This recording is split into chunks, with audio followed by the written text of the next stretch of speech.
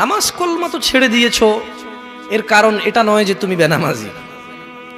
তোমার নামাজ কলমা ছাড়ার কারণ ভিন্ন। তুমি মনে করো আর কি তোমার মন চায় না, তুমি পারো না, তাই তুমি নামাজ পড়ো না। আসলে তোমার তাওহীদের সমস্যা। কোথায় সমস্যা? মানে আল্লাহ, কে?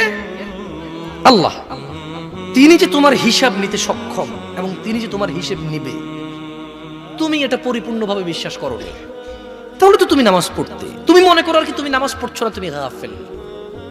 এই জন্য তোমাকে বলেছি আল্লাহকে ভয় করতে হবে। ফর এক্সাম্পল, আল্লাহ নামাজ ফরজ করেছে। কে নামাজ ফরজ করেছে? আল্লাহ। মুয়াজ্জিন আজান দেয়, তুমি নামাজ পড়ো না। তুমি মনে করো তোমার দান সাদাকা তোমাকে উদ্ধার করবে? তোমাকে ভুল শিখিয়েছে। আমি মানুষ, ছোট হতে পারি। শোনো, জোর জবরদস্তি করে কিছু কথা আমাকে শুনিয়েও দিতে পারো, এখান থেকে নামিয়েও দিতে পারো। বলছি না তোমরা নামাবা, বাট এটা পারো। তবে মনে রাখবে, কথা যেটা বলে সেটা উল্টাতে পারবে না। কেন পারবে না জানো? কারণ এই কথা উল্টানোর জন্য তোমাকে কথা থাকতে হবে।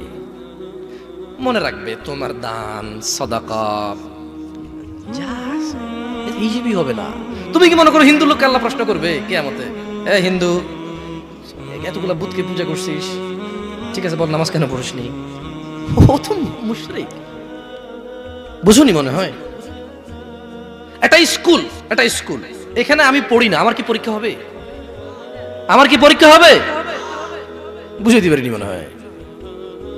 তো যে মুশরিক, তার নামাজ রোজা হজ যাকাতের হিসাব কিসের হিসাব? সে তো অলরেডি এমন অপরাধী যা ক্ষমাযোগ্য নয়, যা কি নয়, ক্ষমাযোগ্য নয়। একজন বেনামাজি মানুষ, সে মনে করে নামাজ না পড়া শুধু নামাজ না পড়া, অথচ আল্লাহর নবী, যে একটু আগে বললাম, আল্লাহ বলেছে যদি তোমরা আল্লাহর ভালোবাসা পেতে চাও তাহলে রাসূলের অনুসরণ করো। রাসূল বলছে যে নিশ্চয়ই কাফের এবং মুশরিকের মধ্যে আর আমাদের মধ্যে পার্থক্য হচ্ছে নামাজ। তুমি মনে করো নামাজ না পড়া। ওই যে তুমি খুঁজে পাও না মুসলমান কিভাবে শিরিক করে, এই যে নামাজ না ছাড়লে শিরিক হয়। দেখো, আমি অনুবাদক, এখানে যারা বুখারী পড়ায়, মুসলিম পড়ায়, তিরমিজি পড়ায়, হাদিস তারা পেয়েছে না। হানাফি, শাফি, মালিকি, হাম্বলি, তিরমিজি, আবু দাউদ নাম দিয়ে তুমি পরিবর্তন করে গোপন করতে পারো, কিন্তু আছে।